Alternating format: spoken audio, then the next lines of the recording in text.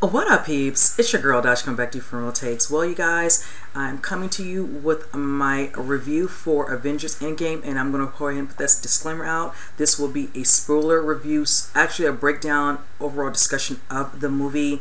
It's so much in here that I didn't really want to do a non-spoiler review because I feel like I probably would have, slipped up and said something. I really don't want nobody coming for me in my comment section about this. So this will be the only review of Avengers Endgame I will be doing. So hopefully if you all have already seen the movie, then by all means come in, comment below, say how you feel, vent it, whatever you need to. I'm here for it. This movie, first and foremost, I so enjoyed, so much so that of course I told quite a few people on social media. I actually saw it twice. Saw it Thursday night because at first I was just going to see it Saturday, but kept thinking somebody might spoil it. I do follow quite a few different people through all of my social media, and I didn't want somebody to have someone tagged and then it slips or whatever, and I see something by sheer glance and I just didn't feel like being bothered. So I was able to get something for Thursday night, and I just went on and saw it that night as well, and definitely want to see it again because I felt like once would not be enough for me, since there's so much that's probably happening in the movie that I said let me go ahead and see it twice, so if I can see certain things I might have not noticed before, it'll add to whatever I choose to discuss when I do my review. And it's a lot going on, it's a lot to absorb, it's a lot. The thing is 3 hours and what, I think 2 or 3 minutes if I'm mistaken, and it was well worth both times I saw it. I enjoyed it immensely. So yeah, I just want to put that out there again. A spoiler review, straight breakdown / discussion fully. I do have notes, so sometimes guys I might look down because I really want to break down. I don't know how, it's hard to even discuss everything without wanting to check a couple things, so I just want to make that note at the beginning. So I'm going to go ahead and just jump into this. First off, opening scene.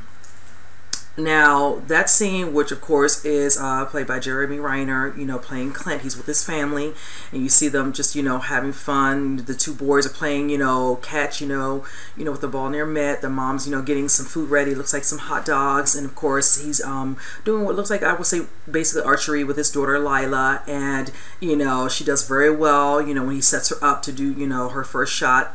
And then of course it shows her kind of walk away if she's going to get something. I think probably to take out the the arrow or whatever. Before that, you see the scene where they're mom's asking what do you want on your hot dog? You want mayonnaise? You want this? And then she's just like, who wants mayonnaise?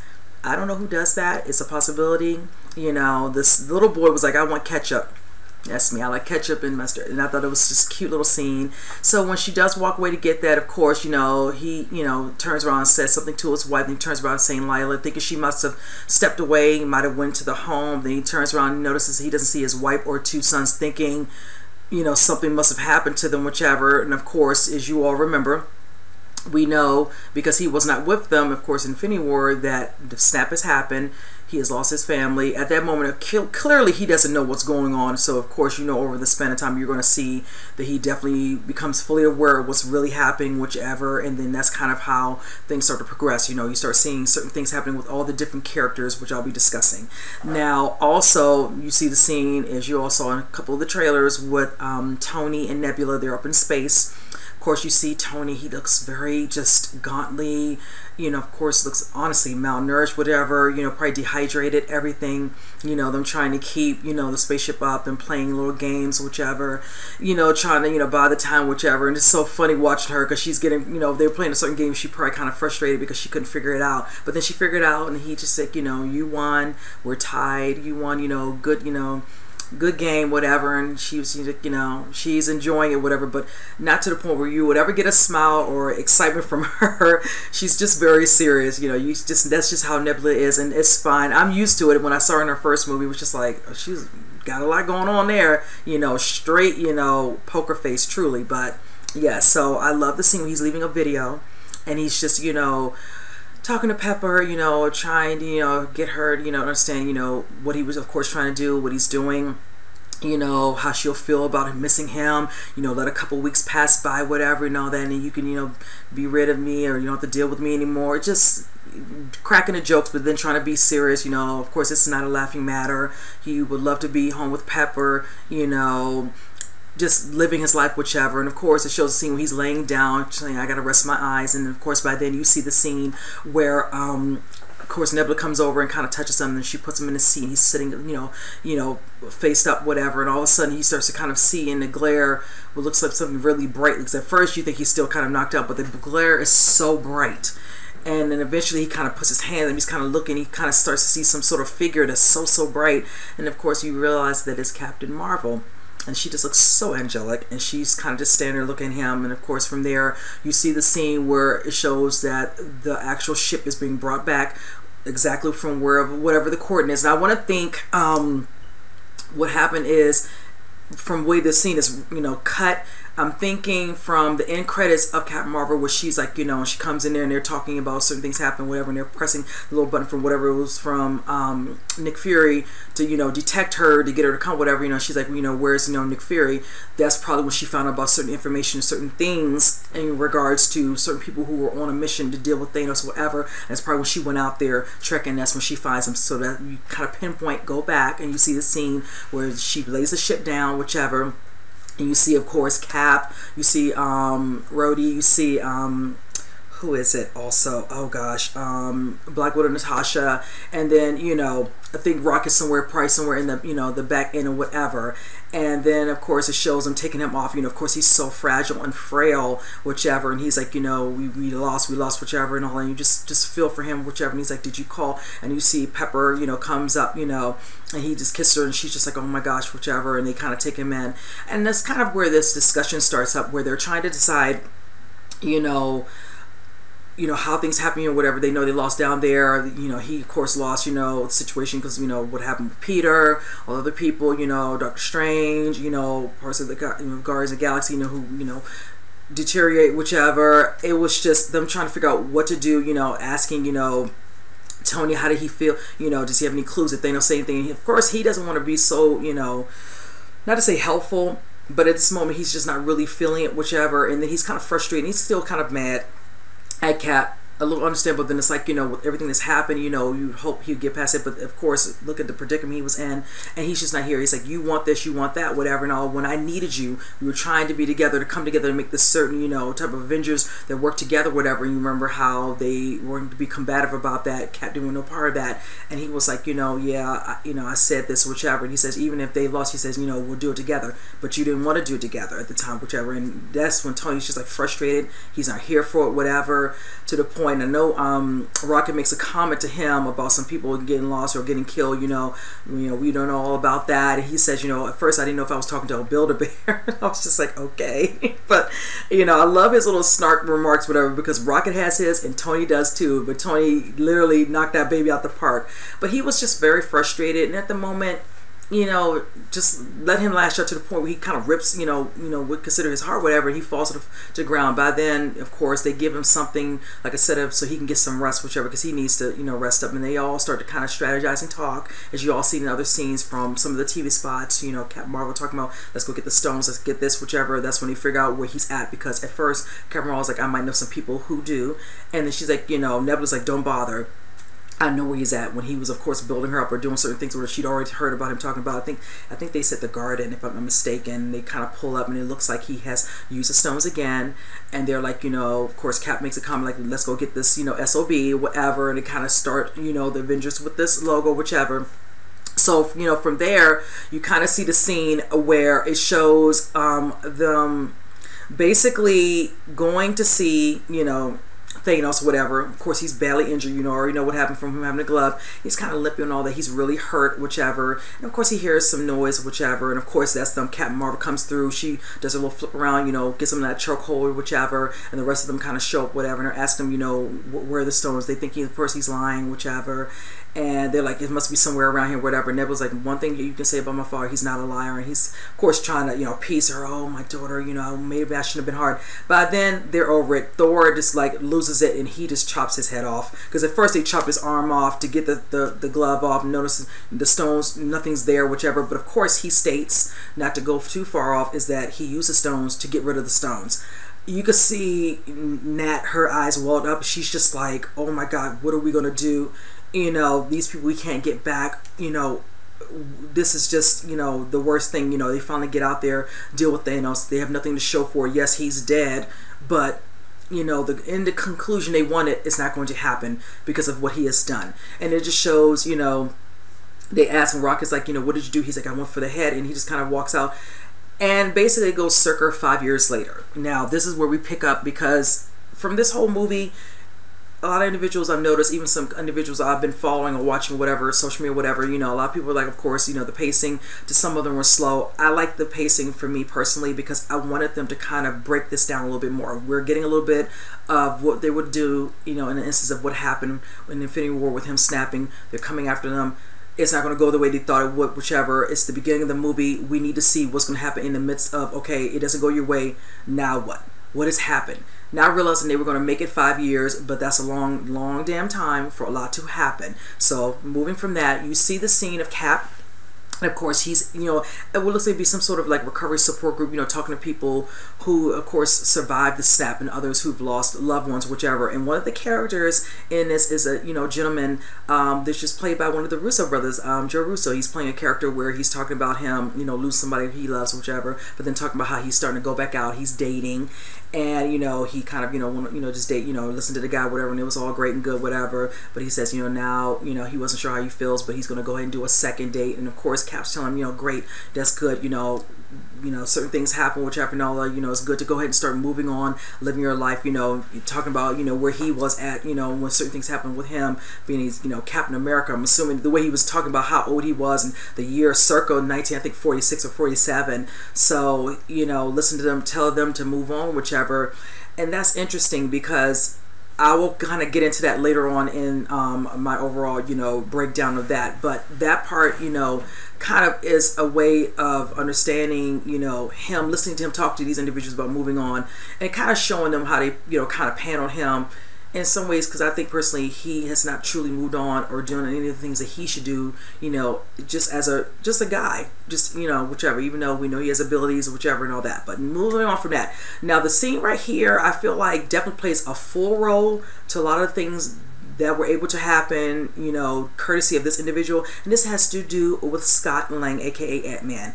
Let's just say kudos to the rat that just didn't realize he was turning on a machine that opened up some sort of time travel for the quantum realm and unleashed and opened and let out Scott. And that was a good scene. Now, mind you, he's somewhere in some sort of storage facility, because he wakes up not realizing he's not in an open area on the top of a building out and about with Hope and her parents, you know, waiting for him to do whatever he was, you know, assigned to do. They're gone. He's not realizing what's going on. Of course, he's yelling to the security guard to let him out. The security guard, like, the heck, lets him out. He's kind of wandering on, and you see the scene where he kind of is looking around, realizing what's going on, and he yells to his boy, like, you know, what happened? What happened here? I'm thinking the little boy must have lost some loved ones too, because all he does is kind of stare, turns, and looks at him. Then it shows him going over to what looks like to be a memorial called the Vanish. And of course, he starts to get worse. He starts seeing all these names. So of course, they're instinctively thinking, oh my God, you know, Cassie. So it shows him, you know, kind of going through people, looking. He sees his name, but he doesn't see her name. So he starts running to the house. And then from there, you notice it shows a scene of him ringing the doorbell. And then from there, it shows her walking slowly. She knows her dad. He's kind of looking at her, because at first he doesn't recognize her, like, who is this? But when you see the little girl who's playing her, not a little girl anymore, she kind of looks similar to the character, you know, Paul Rudd is playing. And he's kind of just sizing her up, looking at her, and she's just like, you know, Dad. And he's just like, you're so big. And it was such a beautiful scene. I'm so glad he's reunited with her, because I love their bond in the other two Ant-Man movies. So that was really good.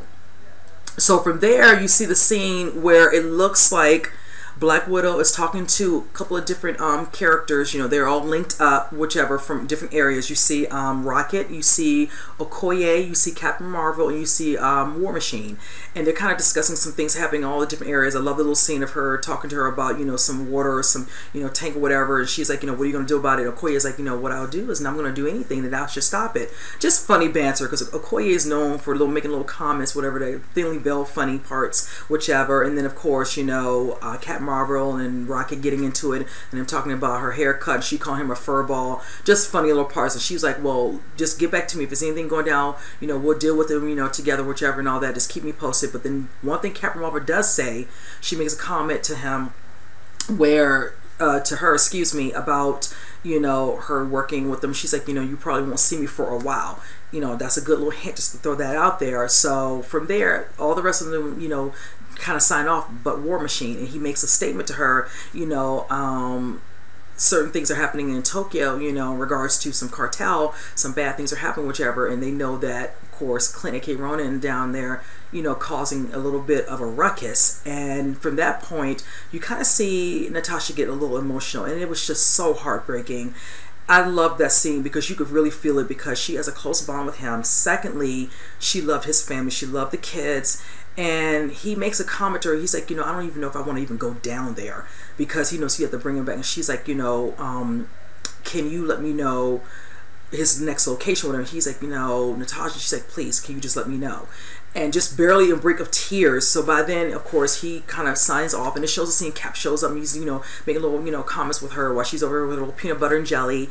And then from there, you just see them talking. And he's like, you know, you brought your laundry. And he's like, you know, no, just, you know, checking up on a friend, whatever. And they're talking. And he's like, you know, what are you gonna do about, you know, going out here living your life? She's like, you know, he makes a comment, and then the next thing I like what she said, she's like, you first.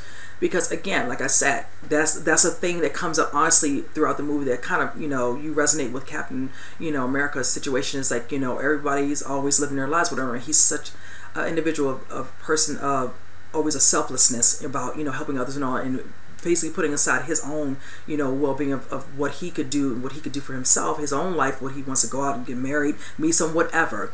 So when he says that, whatever, they're just kind of talking, you know, a little laughter, you know, banter back and forth. All of a sudden they see over the intercom through the video, looks like it's Scott, and he's like, hey, you remember me? You know, we were, you know, at the airport and whatever, we were fighting, this, and they're like, you know, is this old, you know, video? And she's like, no, he's at, you know, the front. So that's when you see the scene of them, you know, kind of talking, and that's when I'm just really excited, because this is kind of where it starts to kind of really kind of slowly, gradually pick up.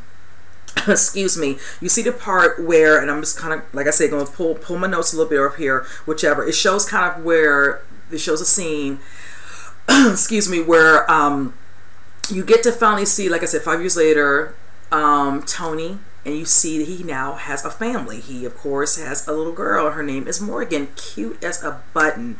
And I just love how she's hiding in what looks like to be some little, one of her little, you know, playtime, little playthings, whatever. And she has on what looks like to be an Iron Man hat. And she's like, how did you get that? Going through the garage, because, of course, that's something clearly for Pepper Potts that she will be utilizing. This will probably be her suit or whichever, which is cool, whichever.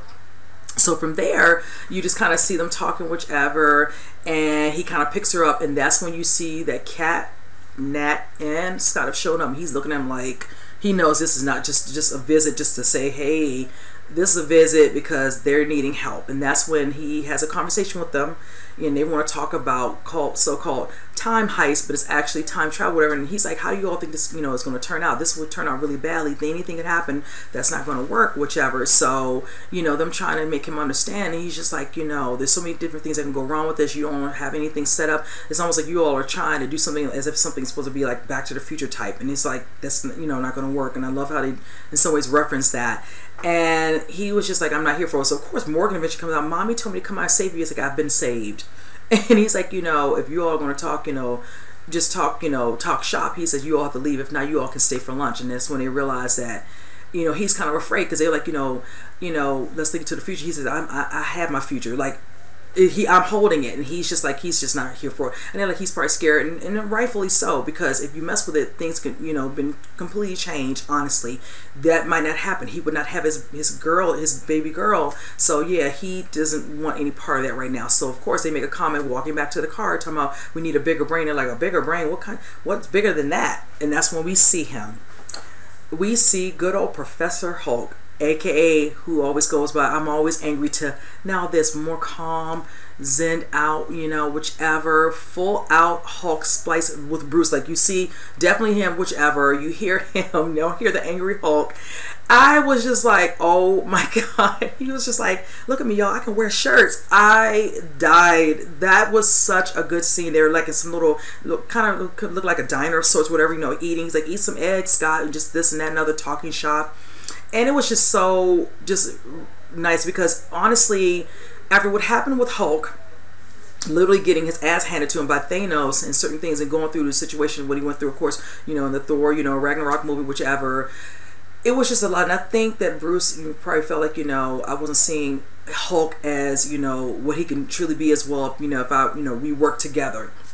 And I think this is kind of happening. We don't get to see how he becomes Professor Hulk. The movie's only so long, even though it's 3 hours. They can't show all that, so it's all good, whichever. We just kind of went right into it, and I just like how they're trying to explain to him. He's like, I don't really deal with that, that type of area, and then Nat's like, well, maybe look at what you've done so far, or whatever. And he's kind of like, This is when you see a scene with the kids, and the kids come over, they want a picture, and he does it like, hey, say green, whatever. And then this is the part that had me literally almost in tears of sheer laughter. Was a scene was like, hey, I'm Ant-Man, whatever. He said, you want to take a picture? And they like, the little boy was just like, no, but the other two were like kind of just hesitant, whatever. He's like, no, take a picture, take a picture. He's like, no, they don't got to. They know just to hope, that's fine, whatever. Eventually the back and forth stopped, and then Ant-Man was like, take the damn phone. And that was so funny. But yes, that whole scene with the Hulk I've really, really enjoyed. But yeah, so they decided from there, that they're going to probably go ahead and try to see if they can find a way to work with this. So we go back to Tony and Pepper, and of course, he is kind of going through a couple of things he has in his mind because he's cleaning some dishes, and he makes a comment, to Pepper prior to that, where he's looking at a picture of him and Peter Parker, and he's kind of at that moment realizing he might consider doing this because he feels so bad for what happened to Peter. You remember him passing away in his arms, literally in his arms, just feeling in some ways probably honestly to himself personally responsible when it really was not his fault, but that's how he's going to feel. So that's when he decides to kind of look at some work, whatever, to see exactly what Scott's talking about. And he comes up and he sees, the potential, which literally has him literally speeches where he falls into his chair. So that's when he comes on, he's talking. Prior to that, he's having a little bedtime, little discussion with this little baby girl. And, it's in the bedtime, nighttime, whichever. And, and she, oh, before that, excuse me, let me go back because I jumped the gun, whatever. There's a cute little scene where when he comes to that realization, he cusses and she says the word because she's sitting on the step of the in the living room, and he sees her. It's like, you're supposed to be in the bed, and she says words like, no, you're not supposed to say that word, whichever. And he's like, explain to her, I came across this, and he cusses again. She's looking at him like, Daddy. I'm like, I can't use the word, and here you go saying the word again.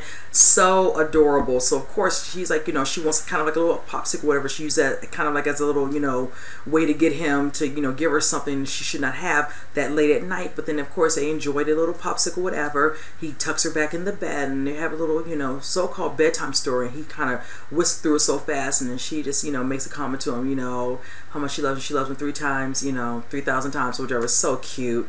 But I love how he just leaves out. He just makes a comment to her, telling her, he's like, go to sleep, sell all your toys. So cute. So of course he goes to speak to, Pepper about, dealing with time travel. And this is the scene that I thought was really interesting because it definitely plays on him a little bit. With him discussing what he figured out about the time travel. And you can see the look in her face because she makes a comment, and I wanted to note this because I was trying to remember. She was just like, the greatest failure of my life is trying to stop you. Basically stopping him from doing anything that most of the time Tony's going to do regardless if it's Pepper coming from him, he loves her dearly, whatever. He never really listens because he makes a statement saying, I have this information, whatever. What if I box it all up and put it down into the lake? And she was like, well, if you do that, would you be able to rest knowing it's down in the lake? You would not be able to rest. He would literally probably put that Iron Man suit on, go down in that water and get that and whatever, and then go and do what he needed to do. So as much as he wants to do the right thing for him, to just kind of just keep living his life, whatever, things have been nice, the 5 years, whichever, he in the end wants to truly do this. He feels like besides being unfinished business, so many lives could be basically honestly restored, whatever. If he does this, Peter will be back. There's so many different things. So from there, you definitely see the scene where they all try to test out the time travel with, Professor Hulk, and it shows him getting, all set up, whatever. You got Nat Cap, Hulk behind her joking, whatever, and he's making this little joke. The Scott's kind of like freaked out. They're like, did you mean that? And he's like, I don't know what I'm doing, whatever. We're just gonna go. He's like, you sit up, buddy, like it's a go. So then they put it on, and then you see the scene where he goes through. He comes back first. He's a little young teen, like probably 12, 13. Like, guys, something's wrong. They're like, Scott is Scott. He's like, yeah, Scott. Put him back in there again. You get an older Scott. you know, can barely stay on my back, whatever. Then he comes back again. He's a baby. Like, that's a baby. That's Scott. That's a baby. So unfortunately, they have to finally turn it really awkward. Nat hits the lever, whatever, and he comes back in himself, and he's like, I peed on myself. Either I peed on myself as the baby or the older or me. You know, either way, I peed on myself. So from there, you see the scene where Cap is like, they're like frustrated. You're just like, oh my God, what are we going to do? Like, I feel like this is a win. That's what the Hulk has to say to them. They're just like, this is not good. Because so many bad things can happen. So many errors can be made that things could be just done horribly. So he shows him outside the, you know, the headquarters, and that's when you see the scene of Tony, you know, coming around his lovely little sports car or whatever, and saying he has what he needs, you know, to help them, whichever. And he's like, you know, I don't want to do this, you know, thing where we have these issues, whatever, we're angry or whatever. I'm gonna move past that. So of course he goes to the back of his trunk, pulls out Cap's shield, and he's just like, you know, take it, you know, this belongs to you, it was made for you, whichever. He says, plus if you don't, Morgan's gonna use it as some sort of sled. So that's when he gives it to her, you know, gives it to him, and they kind of just realize they gotta start working together, whichever. And I just love that scene. I'm glad we didn't have them, you know, this animosity or anger at each other, more so Tony be more at him, because Cap, you know, he'll kind of go along with it, whatever, but he wants to move past that, whichever, which was good, and I'm glad. Thank you for that. So from there, you see the scene where it shows them, you know, of course, working on, you know, on the stuff they need to work on, whatever. Realize they have to get the rest of the team together, because we got to get the Avengers team, because that's what Tony said. Are we getting the team together? Yeah, we're working on it now. So it shows the scene where it shows Scott sitting here trying to eat a taco, and that taco is blown away because, of course, the ship shows up with Rocket and Nebula, and of course, you know, Rocket's like, where the green man at, whatever. And he's like, he's inside. And of course, he's trying to make small talk. Nebula's just like, she's not here for him. So by then it shows, of course, Rocket and Hulk going off to the new Asgard. They're going to get Thor. Thor needs to show up. We need you. When we see Thor has been enjoying his 5 years, because now Thor has a belly. Thor has long hair again. And Thor now likes to just drink and play Fortnite. And he's just having a ball. He's having fun time. And they're like, oh my goodness, we gotta get him back. We have work to do, whichever. And of course, they bring up Thanos, whatever. And Hulk shouldn't have said that, because he's like, don't use that word in here. I'm not here for it, whichever. Then you see a little funny little scene where somebody who's playing Fortnite on the opposite end, whatever, is trying to cause some little issues, and he has to put them in their place or whatever. That was a funny scene. And then they kind of explain to him, you know, he's kind of going through it, and they're like, you know, Hulk's trying to tell him, you know, you remember you helped me, whichever.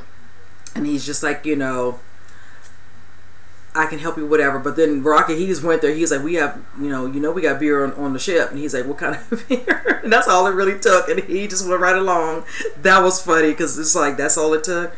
They didn't do all this talking. At first you weren't going to say anything, but it is what it is, because we need to have him in there. So of course, from there, you see the scene where it shows clearly that War Machine definitely has already reached out to Nat to let her know where Ronan is. And I had to note the guy's name, because the scene with Jeremy Renner, they did this particular fight sequences where he's in Tokyo. That thing was a good actual scene. I really enjoyed that scene.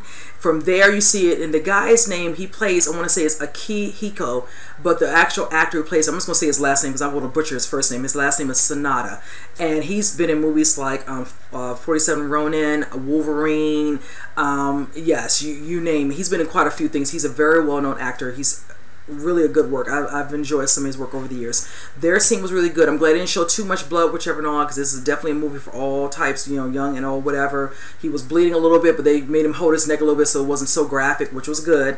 But I love the scene where it shows Nat saying, you know, what are you doing here? You know, you killing these people, not gonna bring your family back. I might have found a way. He turns around, and you can just see it in his face. He's like, you know, don't give me hope. You know, like, don't do this to me. And she was just like, you know, trying to ease him, whatever, and they starts to hold his hand, whatever, and all to get him just to, you know, take a step back, get him back over to the headquarters so they can all start working together so he can get him back with his family. Because, yeah, if you could have saw that fighting scene, it was something. You can tell he's just, not to say he's on a warpath, but he's just like, I don't care. You know, he does not give a F, truly. So yes, we're moving in that. So we're moving on how they're all finally now together, so they can finally figure out how to get all the finishing stones back together in whatever particular timestamp area, so they can all come together, make this glove, get this baby rolling. So from there, you see this thing, excuse me, where now they're going to go to different areas. Of course, the first place that we see is, of course, New York. and we're dealing with a couple stones being here. Now I'm going to start off because I'm going to discuss how Hulk, aka Bruce Banner, goes to see the Ancient One. He's really thinking he's going to see Doctor Strange, but see, he's come a little too early where Doctor Strange is still, of course, doing the operation. He's actually still the doctor right now, so he doesn't see. He deals with the Ancient One, which is played by Tilda Swinton. Now I love their scene because he automatically just thought he was just going to come to her straight, out the gate, with all his brawn, whichever. Now before that, you do see the scene where they, of course, up here, and it shows the scene Hulk where he sees himself in his angry, in all embodiment in his anger, chopping, up somebody, knocking, jumping down on a car, whichever, and you see the scene of him doing all this. You could tell he's almost horrified and embarrassed at the way he's acting. And they're like, okay, you know what you have to do, right? Because while they're all going where they need to go, he has to go here, so he has to act like he's still that Hulk to get where he needs to go, so he can blend in.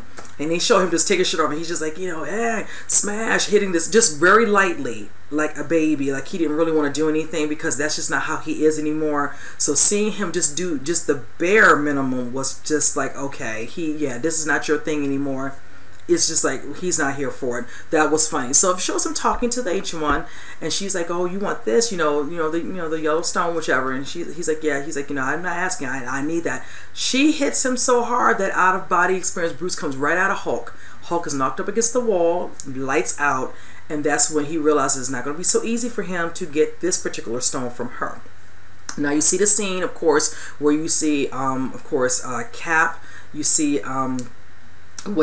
Scott, and you definitely see Tony dealing with the situation which happened from the Avengers movie, which was the 2012 movie, where Loki is finally being dealt with. They're all around him, kind of like in that little perimeter, whatever. They're talking to him, whichever, and that's when you kind of see all the situation of them, having him arrested. Of course, he's about to have something put on his mouth because he's doing too much, running his mouth, whatever. And then some of the guys from the crew from Agent of S.H.I.E.L.D. show up to take the what looks like to be, I want to say, oh gosh, what is the word I wanted to use? The scepter, excuse me.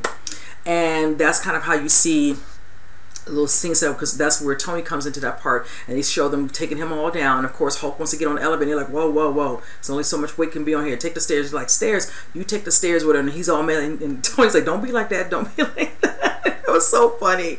So from there, they're going down. It shows Tony's like, okay, let me get out of here, whatever, because that's when Scott's like, pluck me into there. So he goes into the little thing so he can be close to, of course, the younger Tony. And that's when you see the scene of Cap, of course, dealing, and I'm thinking, oh gosh, we're going to probably get another elevator scene, whichever. This one a little bit different. And it shows him, of course, getting an elevator scene, all of them looking at him like this because they're not expecting him to get an elevator scene. And of course, it just shows him, talking, to them like, there's a change of plans. I've been, advised to get, the scepter and whichever. We might have, some sort of infiltration of sorts, whichever. Somebody might be trying to take it, whatever. And they're all looking at him like this. Frank Grillo's character, who plays, what's his name in this one? I forget. Oh gosh, I can't remember. Needless to say, he's one of the main ones at the helm of the guys, who are going down the elevator. And he's just like, no, we can't give it to you. And he's like, don't worry about it, trust me. And the other guy, the geeky guy with the glasses on, he's just like, I need some information. So he leans over and he says, Hail Hydra. Now, the look on all their faces, they weren't expecting it because, see, of course, if you all remember, they were supposed to be considered, the guys were from Agent S.H.I.E.L.D., but then of course they were working for Hydra, whichever. Now I think I'd heard somebody state this, and it was one of my guy friends who reads the comics, whatever. Supposedly he might have been considered a double agent, whatever, working for Hydra, Captain America back in the day. So I don't know if that's kind of where that plays a part, but I think that's from the movie that we all saw prior to this, where he remembers that scene. So that's where he was able to use that and get away with taking the scepter from them, because you see him get off the elevator with a little bit of a grin, but then you see the scene where it shows him seeing him, knowing he has to fight himself. That was a good scene, because let me tell you, right when he thought he was about to fight himself, that's when he thinks it's Loki. Because if you saw the scene prior to that, it shows him changing into him, and it changed back like, really, you're going to listen to this guy, whatever, and all that. And that's when Thor puts a thing on his mouth, whatever. They start to fight, and it's a really good fight. It doesn't last long, but it's damn near effective. And from there, you noticed they start talking, whichever, and all, and they fall through the glass and all. He's like, yeah, I can do this all day. And he's like, yeah, I know. That was funny. All of us in the theater literally bust out laughing, because I love that scene. And from there, it just kind of shows him, almost getting literally upper hand on present day, Cap, whatever. He has to make a comment saying Bucky is alive. And he's like, what? And that's when he uses that to, to use the scepter to kind of, basically, cause him, to just, stop what he's doing, whatever. He falls out, whatever. And of course, the scene that's come up early on where Tony did make a comment about his backside, whatever, and all that, and you know, and even Scott's like, you know, that's America's ass, whatever. So when you see him laid down there unconscious, the old Cap, he just says, yeah, damn, that is America's ass. Like that is hilarious, and it's a nice ass, I have to admit. I was just like, okay, all right, Chris Evans, you know, that's not Cap, that's yours, but I'll play along with this. We know this is all make believe, but whatever. So, but yes, of course, you go back to Ancient, you know, the Ancient One and Hulk, you know, having a conversation, aka Bruce, you know, discussing, you know, why he would, you know, need this, you know, particular stone. She explained to him how this could, you know, cause, you know, such, you know, horrific, you know, issues, you know, if they, you know, changed in the course of time, whatever. And then he explains, well, why did he, Doctor Strange, give it? And she's looking at him like, you know what, he gave, you know, gave it to us, whatever. And she realizes there's a reason why he did what he did. So that's when she decides to go ahead. She's like, you know, I'm trusting you, you know, Bruce, whichever. So that's when he gets that stone. Now on the way down, they're all down there, and of course we come across Robert Redford's character. We come across, you know, the rest of the people that work for him, and they want to take, you know, the briefcase, whatever, that has a tesseract in it, whatever. And of course, by then, you know, Hulk is still coming downstairs. He's like, I hate stairs. He's just mad, whatever, just pissed. By then, you see the scene where they want him to cause old Tony to have like a little mild heart attack of sorts, and they use Scott, you know, to get inside, whatever. He, you know, uses something to unplug, whatever, and it does the what it's supposed to do for the effect, and it shows him push the briefcase. This is when you see Loki kind of staring, like he doesn't know what's going on. He just thinks, you know, what the heck is happening, whatever.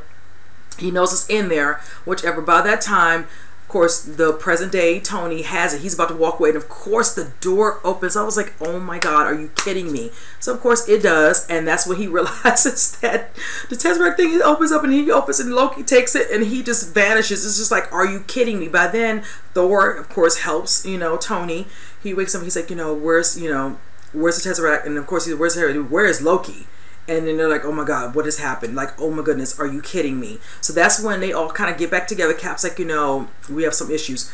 You know, Tony and Scott, they are pissed, whichever, and all that. More Scott than anything, because they feel like they've lost their chance, whichever. That's when Tony and Cap realize they need to go back to 1970, when he was in the military, whatever, and all that, you know, and figure out, you know, they have a Tesseract there. We need to get that information, whichever, and get what else we need, so we can go back and we'll have a little bit more, so they can use that to go and do these little time jumps, whichever, so they won't be down to just one left over. So that was actually a good scene. I really enjoyed that, whichever. They just told Scott to get that scepter where it needs to go, and they would go ahead and take care of the rest. So from there, you see Thor. Thor, of course, is going back to, you know, Asgard in the past. You see his chain. He sees his mother. I love the scene of him and his mother, played by Renee Russo.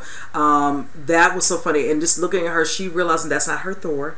And he's like, no, I'm your Thor. He's like, no, I grew up around witches. I know. And he's like, yeah, I'm not your Thor. I'm from, you know, I need your help. I need, you know, he needed to talk to her, whichever, because he knew that was the day that they went into time stamp that she was going to die. Rocket not realizing it, but they're like, okay, we're here. We're trying to save people, whatever. You lost people. I've lost people, whichever.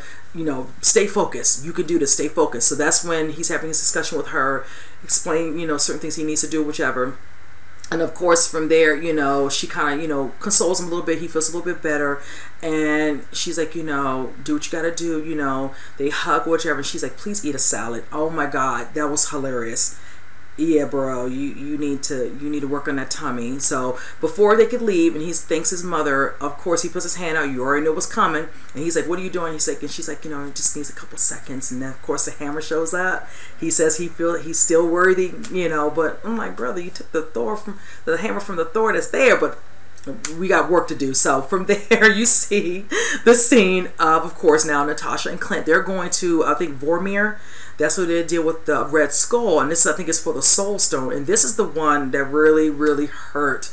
Oh my goodness, for me. One of the scenes that really hurt me, of course, this is the one where, not realizing it for them, and me at the time when I saw it the first time, not realizing the ramifications of them going to get this one, because of course someone has to lose a life to get this stone, and both of them are there. Both of them can't leave, and that's when I started putting two together. I'm like, oh my goodness, which one will it be? And then not realizing, I'm thinking it was going to be Hawkeye, and not realizing it was going to be my girl Natasha.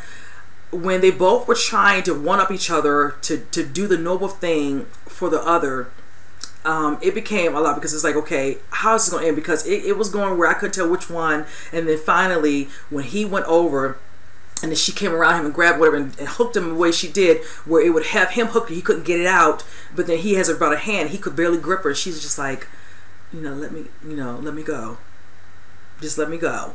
And he's just like, come on, it's like, Natasha, like, whatever. And she eventually yanks and pushes him, and then she falls down, whichever. And I was just like, oh my goodness, just sitting there. I was a mess.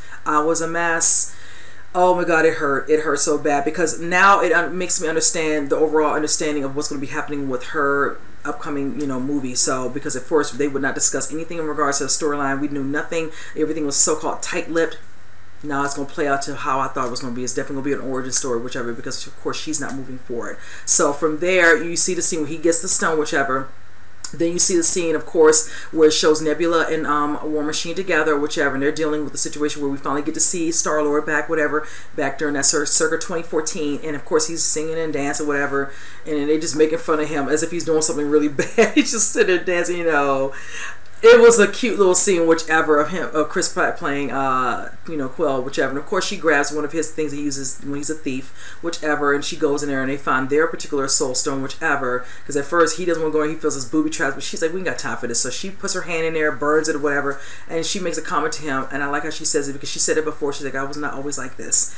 And that's when they decide to sync up. Prior to that, you see the scene of Thanos, Gamora, and Nebula trying to prove herself, whatever, and of course her sister coming to her aid. Then from there, it shows him coming there saying, we got to figure out, these stones. She starts to have some sort of, in some ways, like a headache or hemorrhage of sorts, whatever, which opens up, this image, whichever.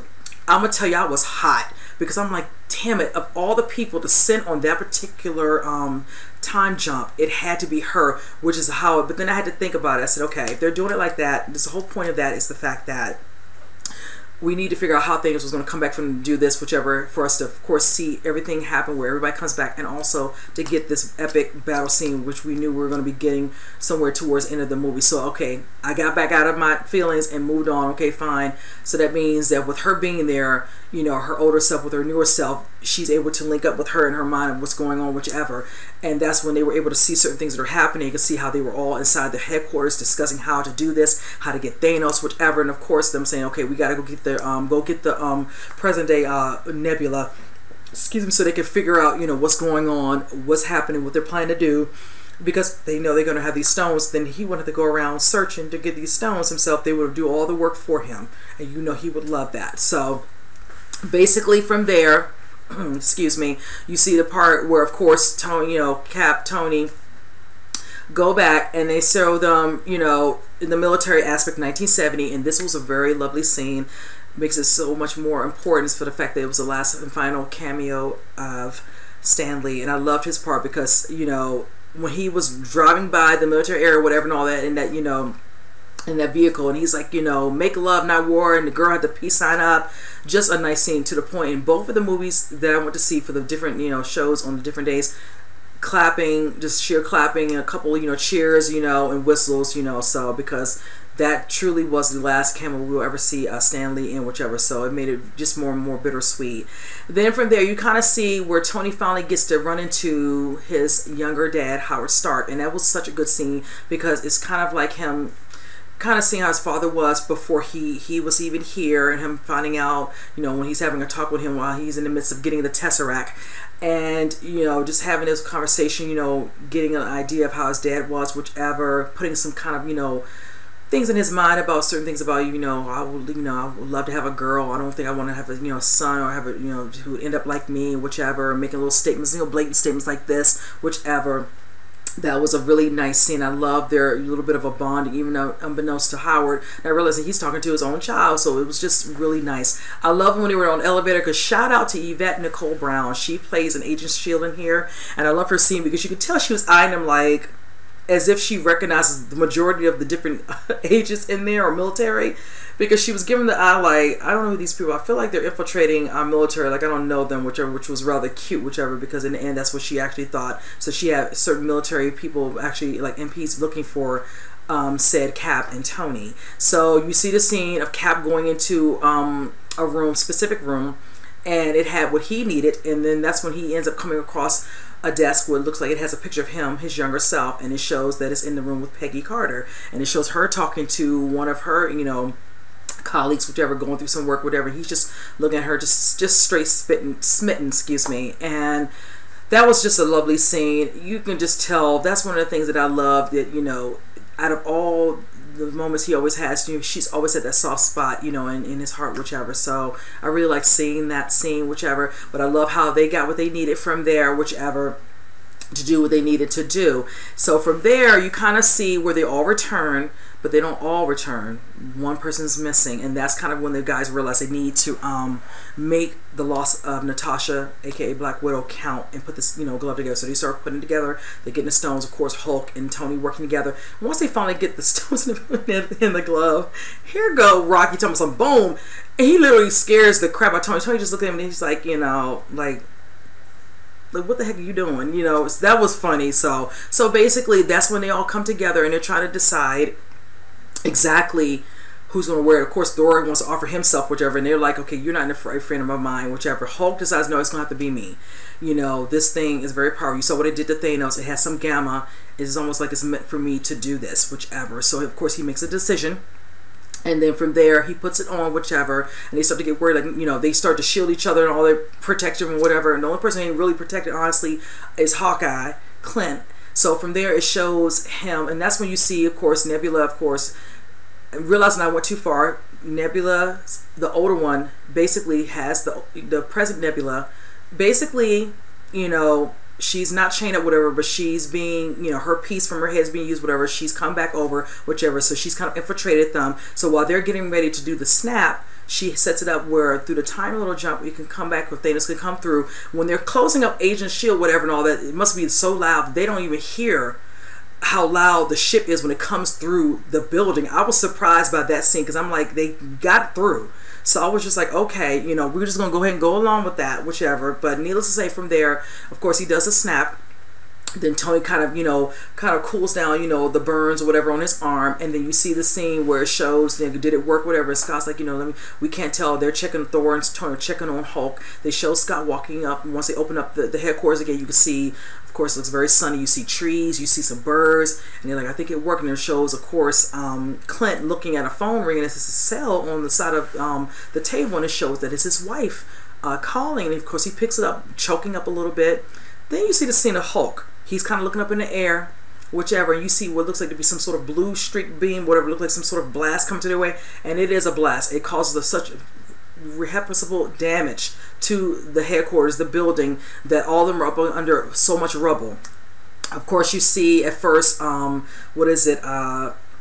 I want to say Hulk, whatever, and all that, trying to, you know, get up. Then you see Rocket, whatever, he's stuck. Then he shows War Machine trying to take off his, of course, his shield, his overall, you know, Iron Man sort of suit, and he helps Rocket to get out, whatever. Then you hear Scott trying to say, I'm coming to you, because he knows he can help them, because he was able to protect himself, because at first he took his protection off his head, but then as soon as this situation happened, he protected himself and shielded himself and made himself smaller. So that was a good thing. So he didn't get killed, because he could have instantly got killed.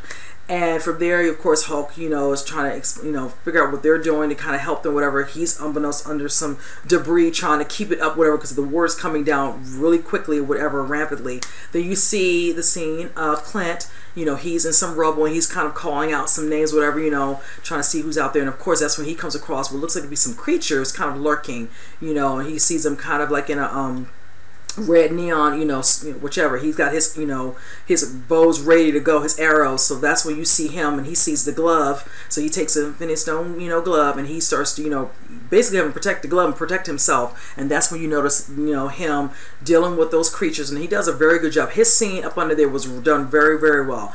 That's when you see a scene of the old Nebula coming back, you know, father, you know, telling she did a good job. And she's like, you know, they didn't expect anything. He's like, you know, she sits down, he's like, go get the sun. She's like, what are you going to do? He's like, I'm just going to sit here. And he does. He literally sits his tail right down, just kind of sitting there, just waiting. Like he's waiting to see if they're going to come out. And then from there, that's when you kind of see the scene of right where, and I'm just kind of checking my notes, you guys, excuse me. That's the part where you see the kind of like Thor standing there. You see Cap and you see Tony, and they're like, what is he doing? And Thor's like, he's just sitting there. And that's when you see how they decide they're gonna have to deal with him. They're like, just do you know where the stones are? And they're like, well, it must be somewhere up under the rubble. And he doesn't have them. He said, well, Cap was like, that's how we're gonna try to keep this. That's when Thor gets ready, and ready, I mean ready. I was like, okay, here we go. When he brings down the lightning, whichever, and all that, shout out to the Viking type of look. I mean, the hair up a little bit of a ponytail with a little braided beard. I was like, okay, he's ready. He's ready to go to task. So I love the scene where you see them kind of slowly, kind of walking to him, and then that's kind of, ready, like we're really gonna start getting to see some good stuff in regards to the action stuff, because I expect to see just epicness, and I honestly got that. So from there, excuse me, you kind of see the fight scene was starting to get ready to start, whichever, and all that, and Thanos making his little speech, and I'm gonna tell you, sometimes it was just like, oh my god, I don't want to hear anything from him. It's like, oh my god, he talks too damn much for me, whichever. And sometimes it was like so straight up annoying. But I love the fight when they're happening, where they're both, all three of them are coming to Thanos simultaneously, whichever. And in between that, you see the scene where of course, Clint, he has, of course, a glove. He's okay. He's saving, of course. And everybody comes in. He's like, oh, hey. And of course, she takes a glove, and she's like, father. And that's when he realizes that she's not him. That's when Gamora and, present day Nebula show up, and they're like, trying to, appease to her. Don't do this. This is not good, whichever, and all that. You don't have to listen to him. You could do the right things. And that's when she says something that I thought was very prevalent. She's like, he will not let me, whichever, and I couldn't do this, whichever, and all that. And then that's kind of when Gamora kind of puts her gun down, whatever, kind of trying to explain to her, and they're like, come with us, let's try to do the right thing, whatever. She tries to shoot Gamora, and that's when Nebula shoots herself. She shoots herself. She realizes, like, it is what it is. She's gonna have to, because that girl, because she just feels like she can't portray her dad. She's just stuck in her mindset. That's how Nebula was at that time. Her looking at herself, just realizing it's like, yeah, girl, you come a long way, because her first movie out the gate, just straight, cold, nasty, whatever disposition, all about pleasing her dad, nothing else. She will kill whatever she needs to do, fight, whatever. So it's just kind of like looking in the mirror and seeing a side of you that, honestly, probably not a side she wants to see. So, but from there, you see the scene, of course, them fighting, whichever, and it shows the scene, this really good epic scene when they are fighting, whichever. And Thor's getting some upper hand. Of course, Tony's kind of, getting in a fight, whatever. And he's kind of pushed aside. And of course, you see more of Thor. And then you see Cap. And there's a scene with the hammer where all of a sudden one of them is down, whichever. And then the other one, of course, Thanos is trying to use to kind of pierce into Thor. And then you see the scene where the hammer comes in, whichever, and all that. And then he kind of knocks him off. And then you see the scene where the hammer goes back to Cap. And that's the part I was like, the audience went crazy in there for that scene, and both times I went, it was just straight epicness. And when Thor says, I knew it, because I'm gonna tell you, if you all remember in Age of Ultron, that scene where he had the hammer and they were all trying to move it, whatever, and all that, even Hulk, whatever, and all, but when Cap moved it, it moved a little bit. And I was just like, I wonder if it moved a lot, or he didn't want to move it, whatever. Everybody know he get, yeah, okay. Because that's exactly what came to my mind when I saw that scene the first time. I didn't need the second time seeing.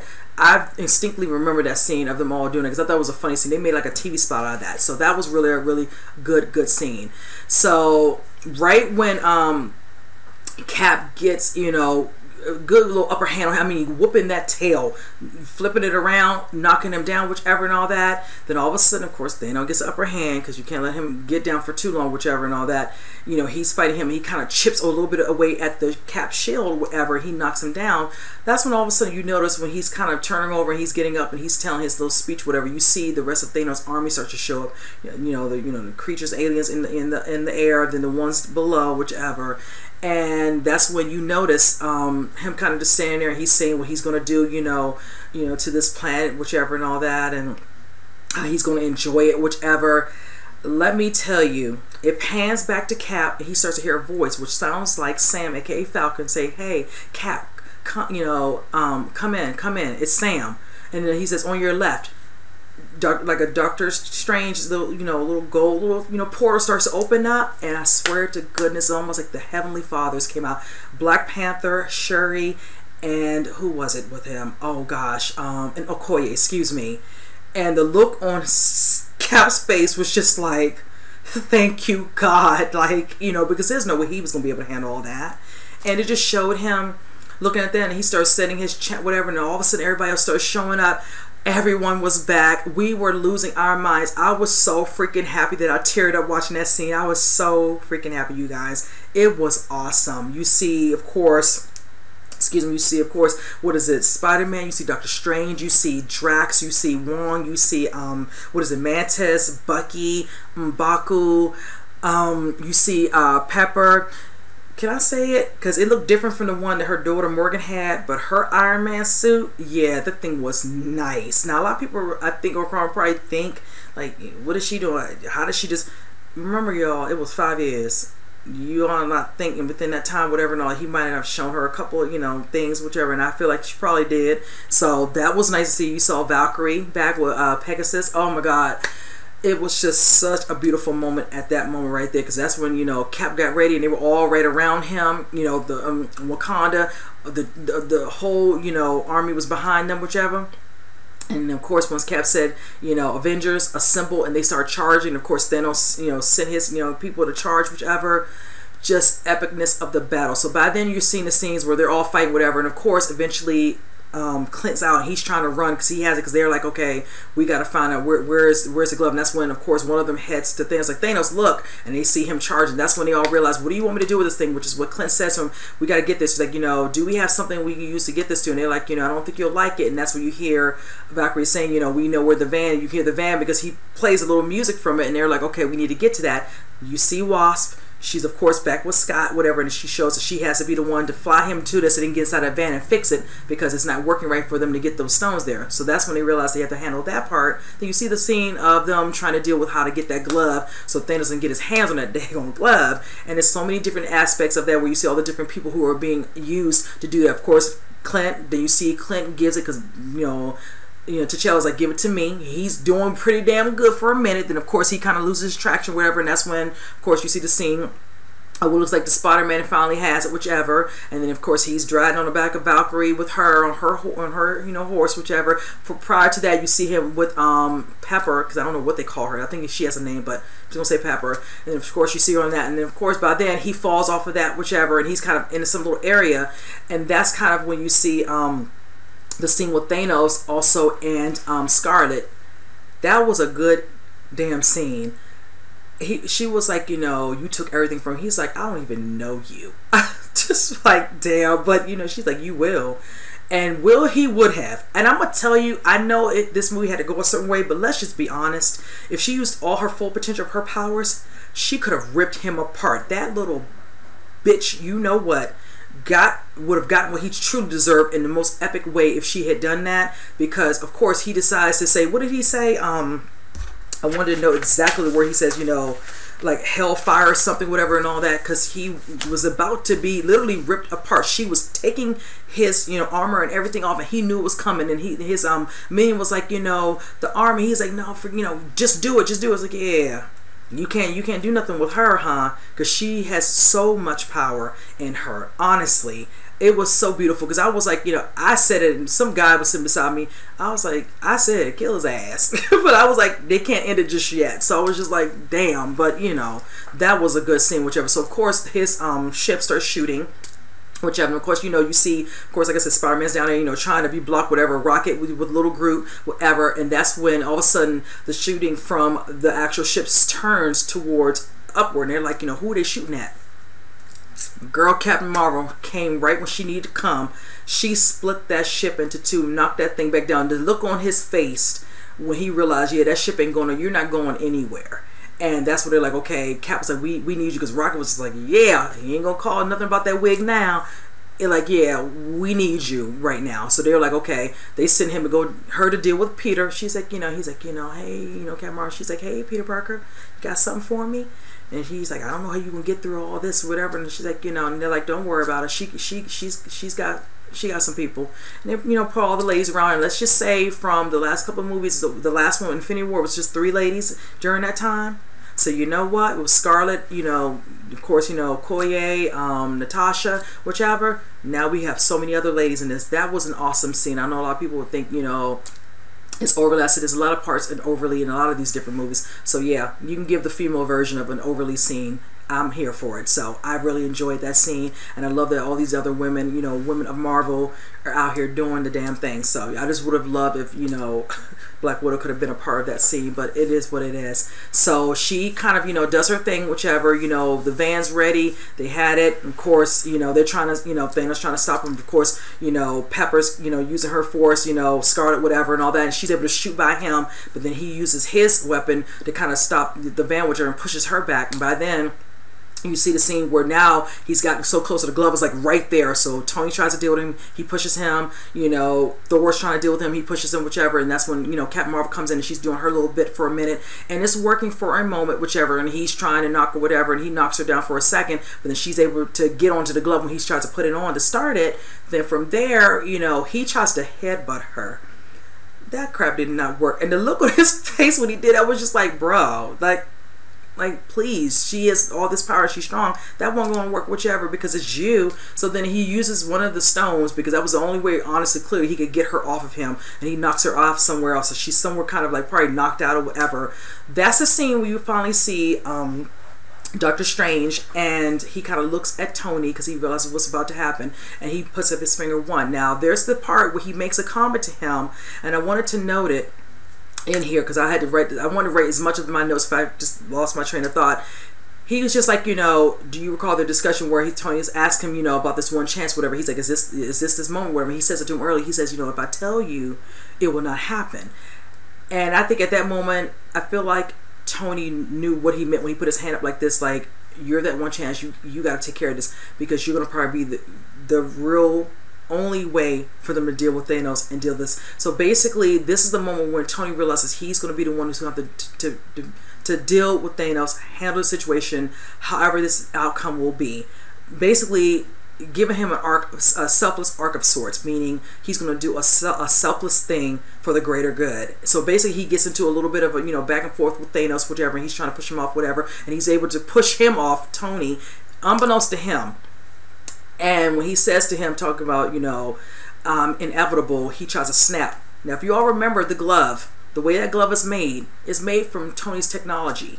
The way everything is always made. The scene with Cap fighting, what was it, Bucky, another movie, he puts, you know, his little, you know, watch on it and he turns it over to his hand. He's able to use certain technology to do that. And that's when I had to remind myself, that's probably why he was able to take that portion off of the glove with the stones, because of the way his technology is set up, whichever. He's not going to just try to pull the full glove off like they were trying to do with the last one, because that's a little bit different the way it was created. It's not created from, you know, anything in regards to, you know, start injuries or whatever. So I had to remind myself, like, oh, okay. So when he realized the snap didn't work, that was beautiful, because when he turned and looked and saw that Tony had the glove on his hand, started pulling that part together. And that part with the scene, because you can hear everybody in the crowd in my audience at that time, whatever, like, oh my God, it's about to go down. And when Tony put it on, he's like, you know, I am Iron Man, and he snaps. That was just lovely, because all you see is what I've been waiting to see, and it was so freaking good. All of Thanos' army just started to disintegrate, just deteriorating, just similar to the way it did in Infinity War. And of course, it shows Thanos kind of turn around looking. He's just watching every last one of his army people, just, you know, especially his most closest, you know, companions, whichever.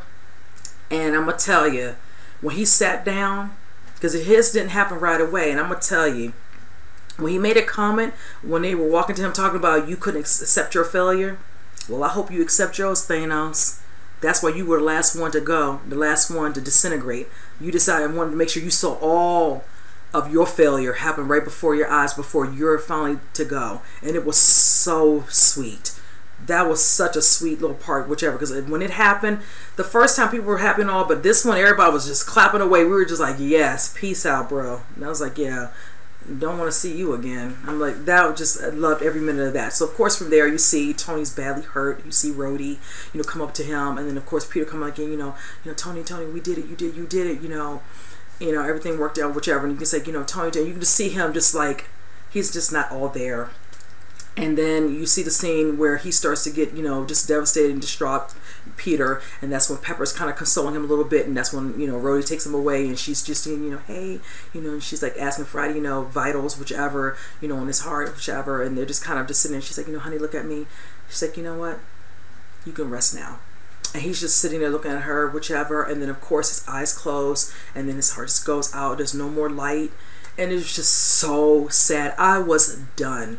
I was so done. I'm almost wanting to cry again just talking about it right now. And that was a good scene. That was a really, really good scene.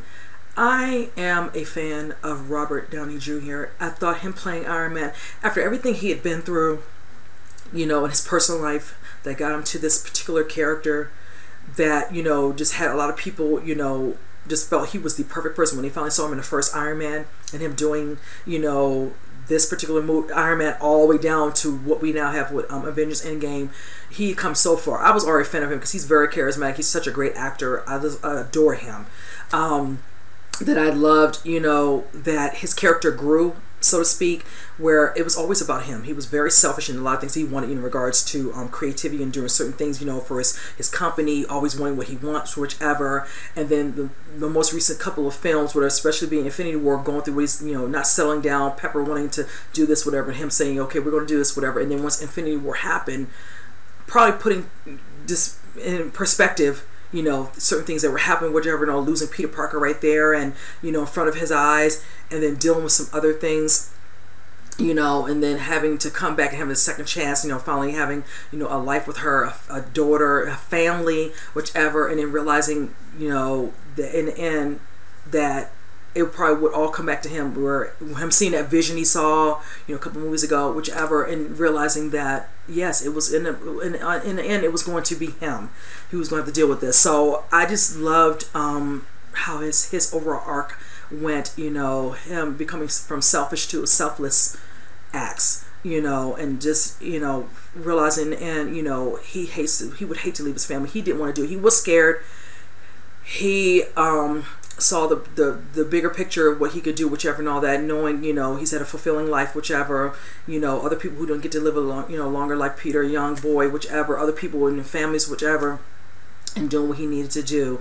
Of course, you see the scene where they all kind of come together, and, you know, they do a homegoing to him, saying goodbye, you know, and I love how they put his little heart, you know, just so people would know this, you know, that Tony Stark had a heart. It was such funny, but then, you know, sad and funny combo, you know, put it on the lake, whichever, and the shows, of course, you know, his family in the front, it goes and just pans through the crowd of people. You know, you see Happy Hogan, you see oh my gosh, there's so many faces. You saw mostly all the Avengers, you know, you saw Bucky, you saw Scarlet Wanda, you saw Sam, you saw Okoye, Shuri, T'Challa, you saw oh gosh, what's his name?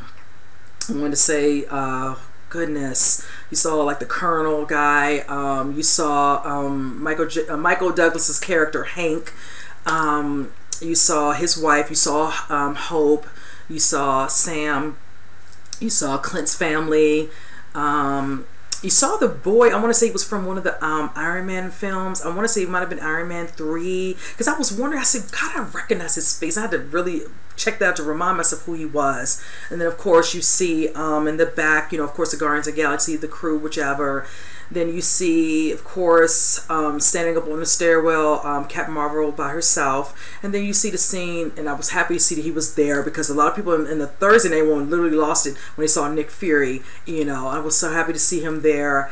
I'm going to tell you, another scene I really enjoyed was the scene with Happy and Morgan, when he's like, you know, hey, Squirt, you know, how you doing? She's like, I'm good. Oh, God, I was just totally done by then. And he's like, you know, what you want to eat? And she's like, a cheeseburger. And she's like, you remember how, you know, Tony made comments like that, you know, about what he likes, one of his foods, you know, favorite things to eat. Oh my goodness, just such a good scene. Oh my goodness. So I just love that he's going to make sure he's there for her. You know, she's so loved and she knows it. Just cute little thing. I'm just glad she has him. She of course has her, you know, her daddy and all the protector. I just look forward to seeing if we might, you know, see what will happen with her character. Maybe I don't think Gwyneth Paltrow is planning to do any of this, but you never know. She might come back. They might have her later down, and maybe years later, whatever. And then, you know, Morgan's a little bit older, a teen or something. You never know.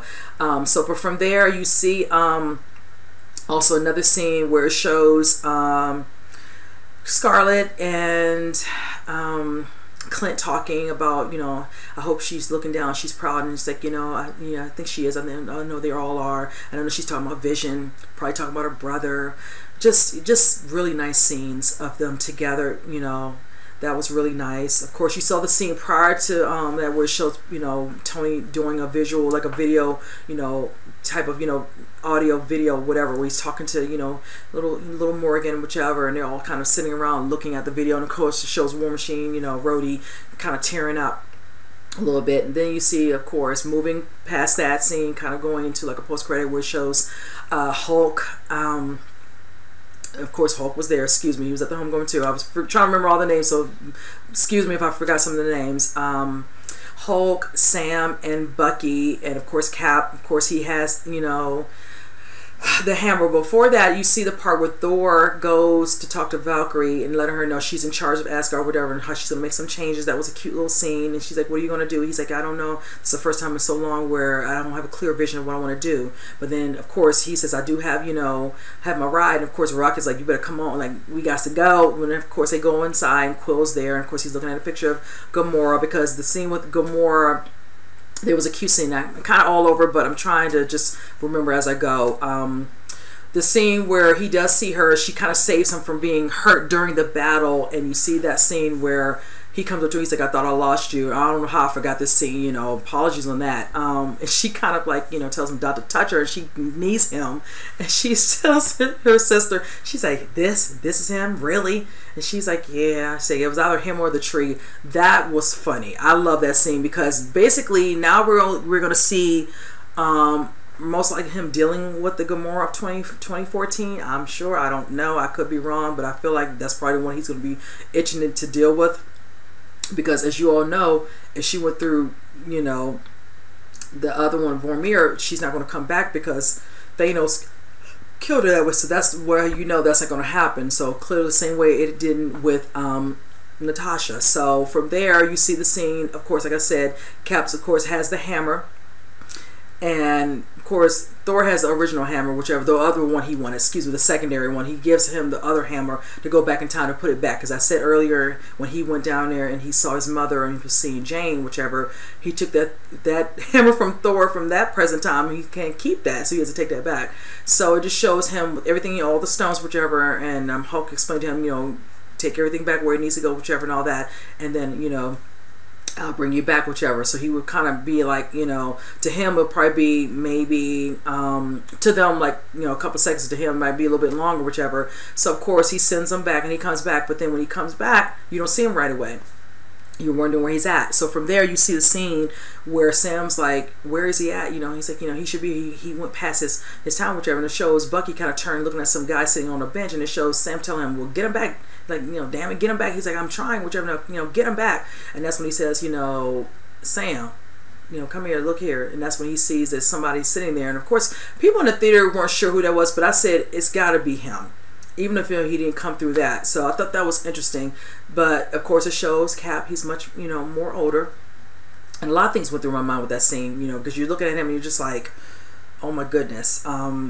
He's definitely older. I keep thinking about the way he was used some sort of, you know, certain, you know, de-aging him, whichever. How did they do that scene, whichever? How did that work? But then I keep thinking, is it certain, you know, the stuff in him, whatever, and all that might have, you know, infused him within his body, whatever. So when he went back, whatever, that's kind of how that kind of, you know, works towards, you know, the situation with how he looks now, present day there. So I don't know. I could be out there. I don't read the comics. I've made it abundantly clear. So I'm kind of just going off a little bit of what I've seen over the years with watching these movies. So needless to say, you know, that scene with him and Sam was really, really sad too, because, you know, Sam's hurt. It's like, you know, I don't know what I'm going to do. You know, now I don't have, you know, have my, you know, my Cap back, meaning he's not going to have the Cap that we were all wanting, that looks like him and Bucky in his younger self. So, you know, he, of course, you know, sees that he's definitely lived a full life. He sees a ring on his finger or whatever, and he's like, you know, yeah, I did that thing, you know, Tony said that, did some of that living that Tony said I need to be doing, which I'm happy that he said that, because I feel like a friend of mine had said they felt that that particular scene was rushed. You could probably, yeah, consider that could be considered true, whichever. That's probably why they threw that little sentence in there. kind of explain to us, you know, this part happening in this particular scene, and that's kind of basically underlines that whole part for us understanding that scene. Wherever we're not going to get anything else, and they're going to show truly any major, all these different flashbacks of him going through all these scenes, whichever, of him seeing Peggy, falling in love, marrying her, babies. We're not going to see all that, you know. So this is what we're dealt with. So from there, you see the scene of him giving him the shield, and you see the scene where he's looking at him, and he looks up at Bucky. Bucky's just like this, because honestly, I really thought Bucky was going to get that. Honestly, that's what I really thought. So that's going to be really interesting, you know, down the line how they want to do that. But I just love that he had that moment with him, and it just kind of shows them. And then from there, he kind of segues into the scene showing him, you know, in the past where he is, you know, they play the lovely music, and it shows him panning on a home, and it shows through the window of two people dancing, and of course it's Cap with with Peggy, and it was a beautiful scene. And then it just goes off, just beautifully done with that. I really enjoyed the entire movie, you guys. I enjoyed it immensely. I might go see it a third and final time, but it's just so much to process, and I don't know if I want to do all this crying again like I did, because the first time I was truly a mess. I really was. I was so gutted and hurt when Natasha passed away. You know, that just, oh my goodness. And then Tony, I was just done. I was done. And then his little daughter having that moment with Happy just threw me just for a loop.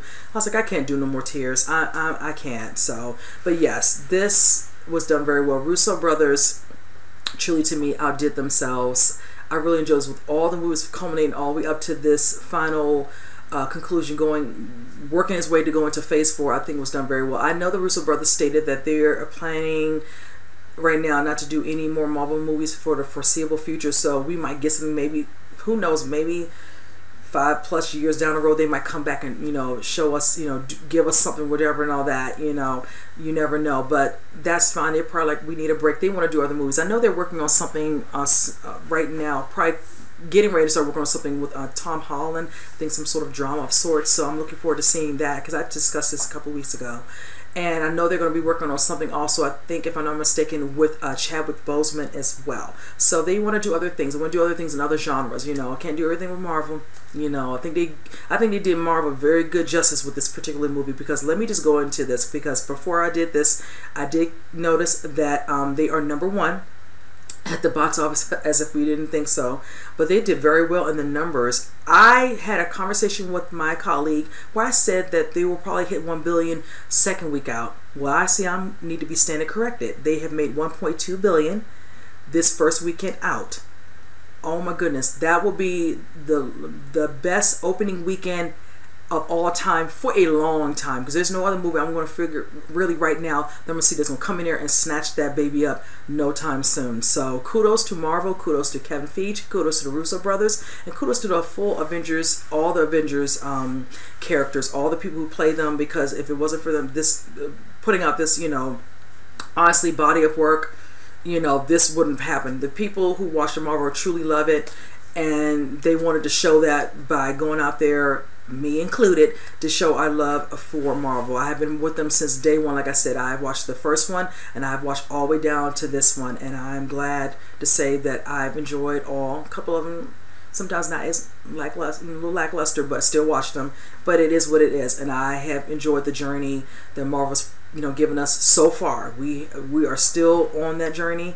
They're about to start phase 4, so we have so many other things getting ready to come out, going into next year, plus later this year we have Spider-Man Far From Home. So I'm here for it. I'm here for it. I'm ready for it. So you guys, I would love for you all to comment how you all feel if you've seen the movie. Tell me what you think, because I have nothing else I want to add. I think I am done. I didn't expect this to be this long, but I just want to just break it down as I discussed it and just talk about it and just put it out there. So what you guys, comment below like I said, and I look forward to reading it so I can respond back to that. And with that said, I will see you guys on the next review. You guys take care.